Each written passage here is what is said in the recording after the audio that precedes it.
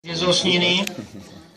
Bola mojou žiačkou na škole, na základnej škole, to učila maľovať, kresliť, aj teraz chodí do školy ešte. Pripravuje sa na prijímačky, chce byť lekárkou. Hrála na husliach v prezidentskom paláci, priamo u prezidenta. Hrála na husliach ateliéry Tibora Bartfaja, a ktorý Tibor Bartfaj, myslím, že vám nemusím zdôrazňovať, ale keď Humenčania nevedia niektorí, Tibor Bartfaj, čestný občan mesta Snina, doživotný čestný predseda festivalu výboru, medzinárodných výtvarných festivalov tu v Snine. A prvý obrazom najavo jeho, Tibora Bartfaja, zomrel pred pol rokom, má 93 rokov. Do vašej pozornosti dávam, vzadu za tým múrom je 4,5 metrov dlhý relief Janošíková družina. Tibor Bartfaj to urobil pred 60 rokmi, keď mal 33 rokov. Je to vrcholné dielo sochárstva, aj súčasní sochári a moderní sochári, ktorí robia úplne inakšie, bronzu a podobne z kameňa, tak toto dielo hodnotia ako vynikajúce výtvarné sochárske dielo. Je tam 12 figúr, všimnite si mimúku tých tvári.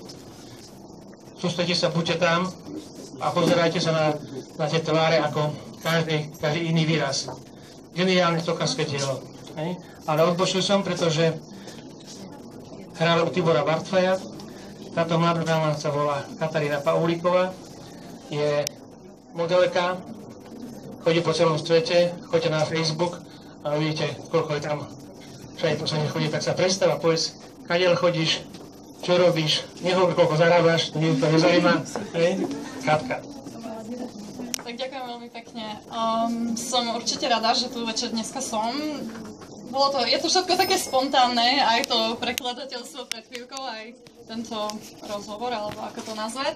Každopádne som veľmi rada, že máme projekty, ako je tento maľovárny rovník, vďaka Andrejovi Smolákovi, ktorý tento projekt organizuje už dlhší čas a tak myslím si, že to moje cestovanie má takisto niečo spoločné s rovníkom a s rôznymi kultúrami a ľuďmi a preto vám to môžem trošku priblížiť.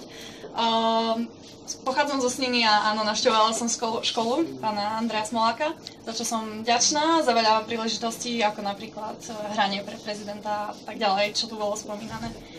A vlastne od mojich 19 rokov cestujem.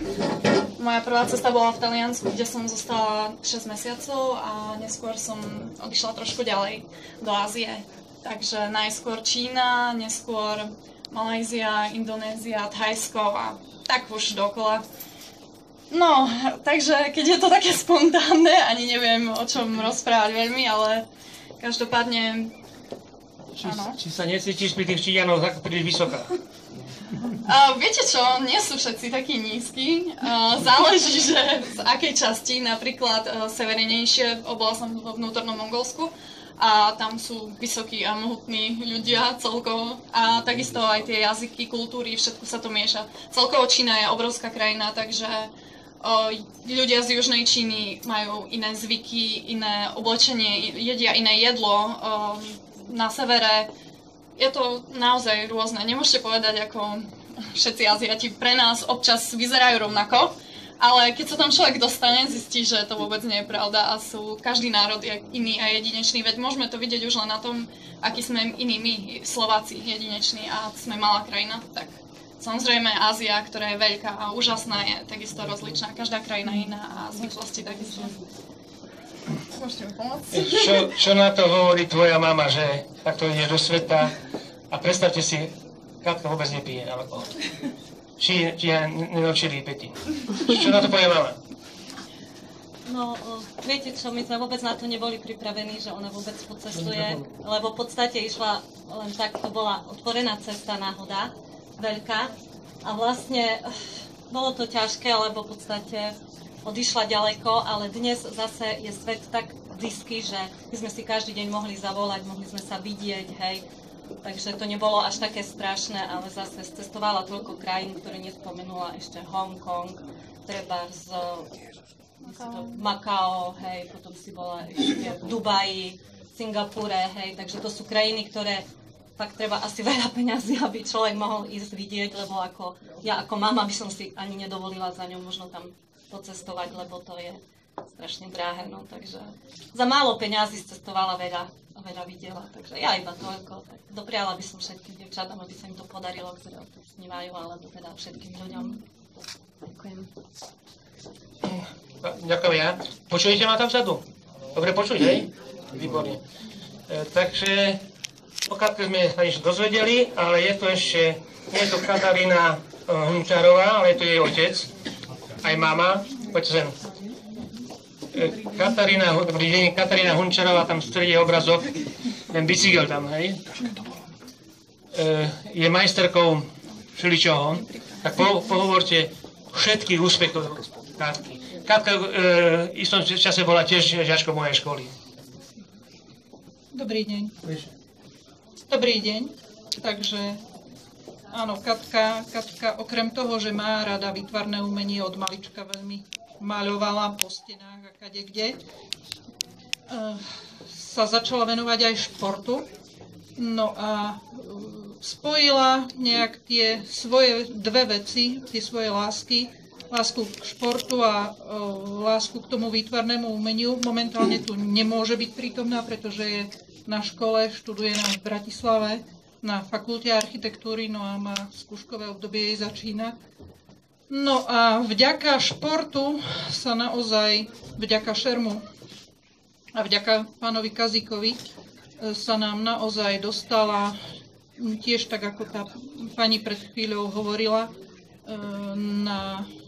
do rôznych krajín, pretože sa jej podaril už v tom žiackom veku dosť dobrý úspech v rámci Slovenska. Bola majsterkou Slovenska a ako snina, keďže sme tak trošku mimo, tak sa zviditeľnila cez Katarínu a v Bratislave si ju začali všímať trošku. Potom po tých žiackých súťažiach nasledovali majstrovstvá Európy, na tých tiež bola viackrát v rámci šermu, dokonca aj teraz toho roku. Skončila nám 25. a v rámci Európy je momentálne 44. Ono sa to zdá, že nie je to až tak vynikajúce miesto, ale keď máte 160 šermiarov, tak naozaj aj to 25. miesto a že postupuje, tak je naozaj úspech.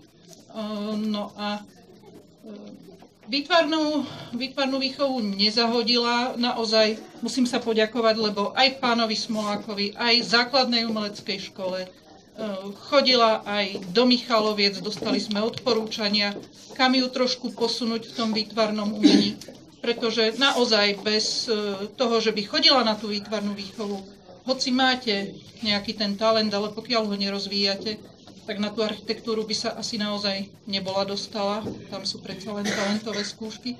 Takže sme naozaj radi. No a so šermom precestovala tiež naozaj celú, dá sa povedať, že možno niektoré tie maličké štáty, ktoré tu sú, ale bola na majstrovstvách sveta v Moskve pred 4 rokmi. Sa dostala na majstrovstvá sveta zo šermu.